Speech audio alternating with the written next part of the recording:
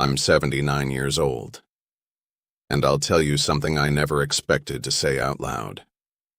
The house didn't go quiet all at once. It happened in pieces. First, the footsteps disappeared. Then the doors stopped opening and closing. Then the laughter moved somewhere else. Somewhere I wasn't invited to anymore. And one morning I woke up, poured my coffee like I had done for 40 years, and realized there was no one left in the house but me. Now people talk about an empty nest, like it's some kind of milestone, like it's a clean transition. It isn't. It's a silence that settles into the walls and stays there. Permanent. Not loud. Not dramatic. Just constant. And if you've spent your whole life raising children, caring for them, thinking ahead for them, solving their problems before they even knew they had them, that silence doesn't just fill the house. It fills you. I had 3 children. Raised them the best way I knew how. I was always moving. Always needed. Breakfasts, school runs, bills, worries, late-night talks, small emergencies that never felt small at the time. My life had a rhythm, and that rhythm had their names in it. I didn't notice how much of myself was tied up in that, until it was gone. The last one left on a Sunday. No drama. Just a hug at the door, a promise to call, and a car disappearing down the street. I stood there longer than I needed to, not because I thought they'd come back, but because I didn't know what to do next. That evening, I walked through the house like I was visiting someone else's life. Rooms still full of memories, but no longer active. A chair no one would sit in. A table set for one. I remember opening the fridge and just staring inside. Not because I was hungry, but because for the first time in decades, no one needed anything from me. And that's when it hit me. If no one needs you, who are you? That question doesn't come with an answer. Not right away. It just sits there, follows you from room to room, into the morning, into the night. I tried to stay busy at first. Cleaned things that were already clean.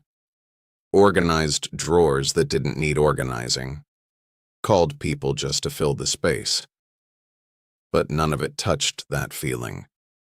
Because it wasn't about time. It was about identity. I had spent so many years being a parent. I never stopped to build a life that existed without that role. And when the role faded, I found myself standing in the middle of it, not quite sure where I began and it ended. Days started blending together. Mornings came slower. Evenings came faster. I'd sit in my chair and listen to the quiet like it had something to say. And maybe it did. Maybe it was asking me the same question over and over again. What's left of you now? It took me a while to admit something I didn't want to face. I wasn't just lonely. I was unfamiliar to myself. I didn't know what I liked anymore. Didn't know what I would choose if no one else needed anything from me. That's a strange place to be at 79. You'd think by then, a man would have himself figured out. But the truth is, when you spend your life showing up for others, you can quietly disappear from your own story. The turning point didn't come in some big, dramatic way. It came small, almost too small to notice. One afternoon, I found an old box in the closet. Nothing special. Just things I hadn't looked at in years. Inside was a cheap set of watercolor paints. Must have been 30, maybe 40 years old. I bought them once, back when the kids were little. Thought I might try painting. Never did. There was always something more important. I held that box in my hands for a long time, and for reasons I couldn't fully explain, I didn't put it back. I sat down at the kitchen table, the same table that had seen decades of meals and conversations, and I opened it. The brushes were stiff. The colors dried around the edges, but they were still there. I dipped one into water. Didn't know what I was doing. Didn't have a plan. Didn't need one. I just started. And for the first time in a long time, I wasn't doing something for anyone else. That matters more than it sounds. Because when you've lived a life of responsibility, of care, of constant attention to others, doing something with no purpose except that you want to feels almost unfamiliar. Even a little selfish at first. But it wasn't selfish. It was a beginning. I didn't paint anything good, not even close. But that wasn't the point. The point was that thin thread, that quiet pull towards something that belonged only to me. No expectations. No one depending on it. No one judging it. Just me. And a moment. I followed that thread the next day. And the day after that. Not perfectly. Some days I didn't feel like it. Some days the silence came back heavier than before. But I kept going back to that table. And slowly, something started to return. Not the old life.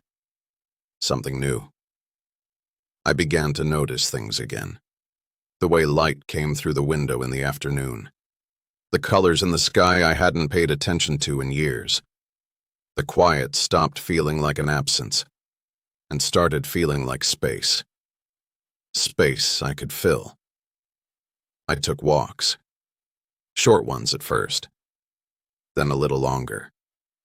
Not because I had somewhere to go, but because I wanted to see what was still out there. Turns out, quite a bit. I started reading again. Not the kind of reading you do to learn something for someone else. Just reading because a page caught my interest. That's different too. And somewhere along the way I stopped asking that question so loudly. Who am I? It didn't need a big answer anymore. It was being answered, little by little, in the things I chose to do. Here's what I learned, and I want you to hear this clearly. Finding yourself again isn't about reinventing your whole life. It's about following a small, almost invisible thread. Something that has nothing to do with being useful to anyone else.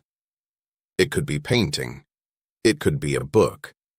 It could be sitting outside and watching the world pass by without needing to be part of it. The point is, it's yours. And when you follow it, even a little, you start to come back. Not the version you used to be, but the version that was waiting underneath all along. I'm 79 now. The house is still quiet. That hasn't changed. But it doesn't feel empty anymore. It feels like mine. And I didn't expect that. Not at all. It didn't happen all at once. Finding myself again. Truth is, for a while there, I thought that little moment with the paints was just a distraction. Something to pass the time. Something small to keep the silence from getting too loud. But the silence, it has a way of testing you. There were mornings I'd wake up and forget, just for a second, that the house was empty. You know that feeling? That half second where your mind hasn't caught up to reality yet. And then it does. And everything settles back into that quiet. At first, I'd reach for the old habits. Check the phone. Think about who might need something. run through a list that no longer existed. And every time I'd feel that same hollow space, that's when I realized something important. It wasn't just that my children had left. It was that my life had been built entirely around their presence. And when that presence was gone, there was nothing in its place. That's a hard truth to sit with at 79, because you don't feel like you have time to rebuild something big. You don't feel like starting over.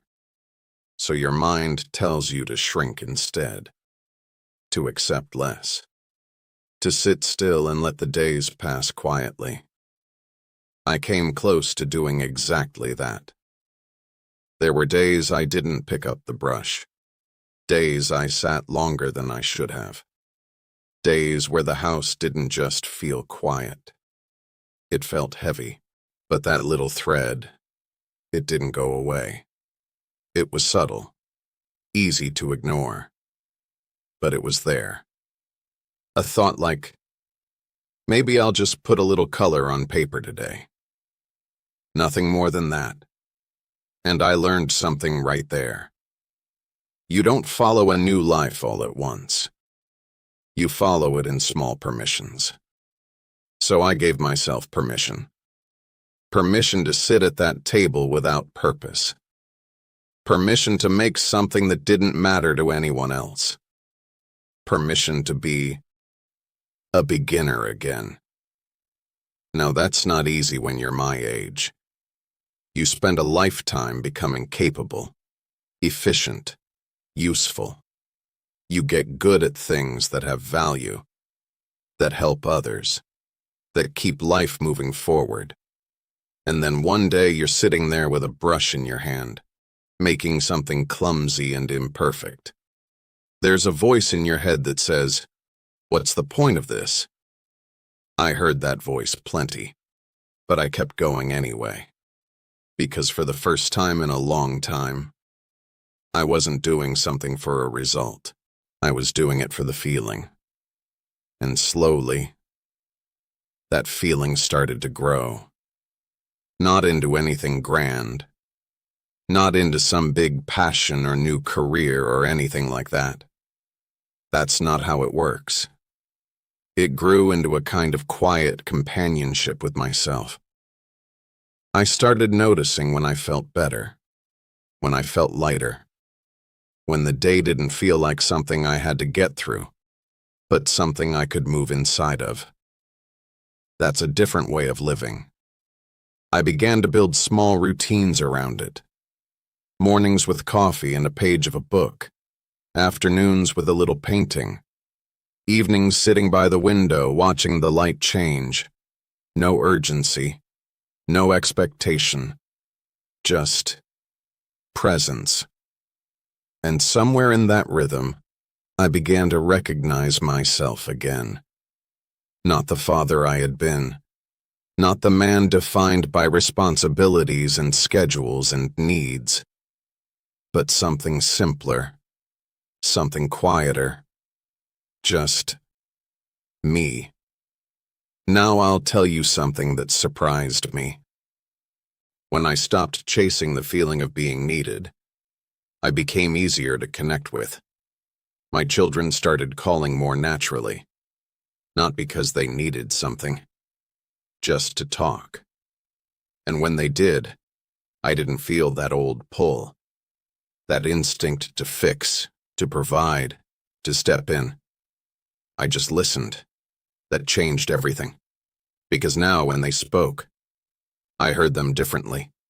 Not as problems to solve, not as responsibilities to manage, but as people. And I think they felt that too. The conversations became lighter, more honest, less rushed. And when we hung up, I didn't feel empty. I felt complete. That's a word I hadn't felt in a long time. Complete. Not because everything was perfect, but because I wasn't missing from my own life anymore. You see, for years I thought being a good parent meant giving everything. All your time, all your attention, all your energy. And there's truth in that. When they're young, but nobody tells you what happens if you don't leave something for yourself. Nobody tells you that one day you'll need to live with what's left. And if you've given it all away, you might not recognize what remains. That's where I found myself. But I also found my way back. Not through anything big, not through some dramatic change, through something small, a thin thread, a quiet interest that had nothing to do with anyone else. And I followed it. That's all I did. I followed it, one day at a time. And here I am now, 79 years old. Same house, same quiet, but a different man. Not empty, not lost. Just learning how to live a life that belongs to me again. And I'll tell you this, it's never too late to meet yourself. You just have to be willing to start small.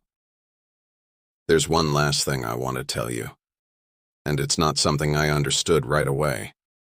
It came later. Quietly.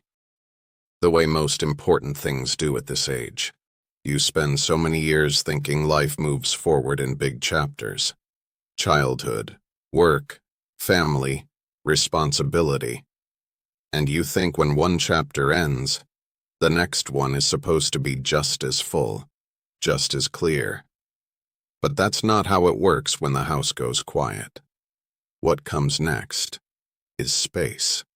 And space can feel like loss, if you don't know what to do with it. I didn't, at first. I thought I had lost my purpose, lost my role, lost something I couldn't replace.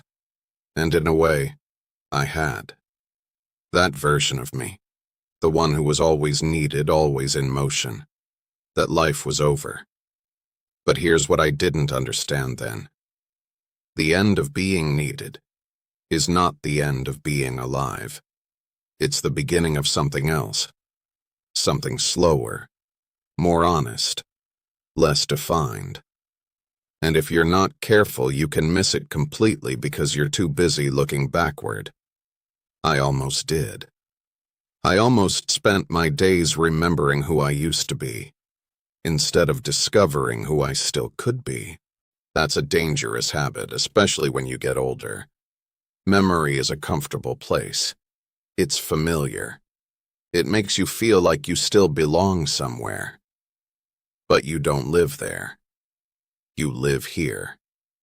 And here needs your attention just as much as the past ever did. The real change for me came the day I stopped trying to fill the silence and started listening to it. Now that might sound strange, but silence, if you let it, will show you things. It will show you what you miss. It will show you what you avoided. And sometimes, it will show you what's been waiting for you all along. For me, it wasn't just painting. That was the door, not the whole room. What I found on the other side was something I hadn't felt in decades. Curiosity. Simple, quiet curiosity. I started asking myself small questions again. What do I feel like doing today? Not what needs to be done, not what should be done. Just, what do I feel like? That question alone.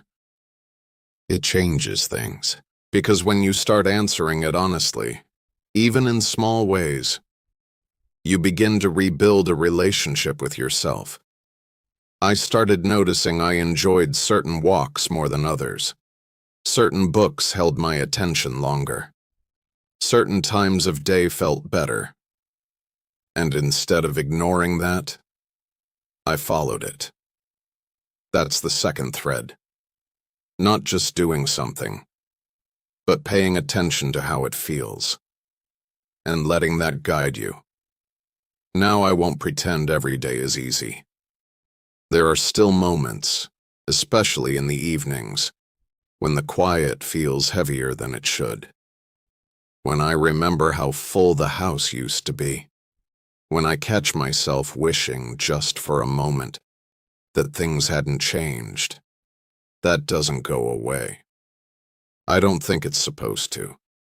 Because those memories, they're not something to escape. They're something to carry. But they don't have to define where you live now. You can hold the past without living inside it. That's something I had to learn. And I'm still learning it. But here's where I've landed after all this time. Your life doesn't end when your role changes. It opens, quietly, slowly, without announcement. And it's up to you to step into that opening, or sit beside it and let it pass. I chose to step in, not boldly, not all at once, just one small step at a time. A brush stroke, a walk, a page, a moment of choosing something for myself without needing a reason. And over time, those small things added up. They built something steady, something real. A life that isn't loud, but isn't empty either. A life that belongs to me. I'm 79 years old now. The house is still quiet. The world hasn't changed much. But I have. I'm not just someone who used to be needed. I'm someone who is still here, still noticing, still choosing, still living. And if you find yourself where I was, standing in that silence, wondering what's left of you, I'll tell you this, plain and simple. You're still there. You just haven't met yourself yet.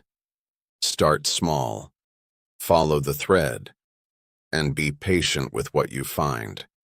Because sometimes, the person you become after everything quiets down is the most honest version of you there's ever been.